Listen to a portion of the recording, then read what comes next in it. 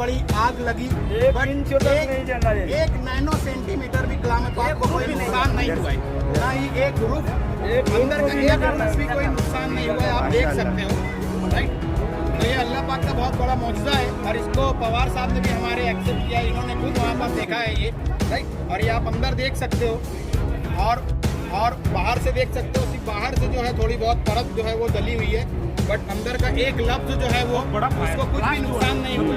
तो जो लोग कुरान के ऊपर उंगलियां उठाते हैं वो ये समझ ले कि भाई ये अल्लाह पाक की किताब है और अल्लाह ने इसका जिम्मा लिया है, राइट। आप कुछ भी कर लो, इसमें कोई फेर बदल नहीं कर सकते, राइट। तो हम लोग के लिए ये बहुत बड़ा मौजज़ा है। अल्लाह पाक हमें जज़ाए खैर दे। आमीन। ऐसा वो बाहर निकाले हैं। इसमें देखने सरी की एक बात मेरे को ऐसी लगी, पूरा एक ब्लास्ट हुआ, एक आग जली, लेकिन हमारा जो कुरान शरीफ है, जो पाक पवित्र किताब है, उसको जरा सी भी आँच नहीं आई।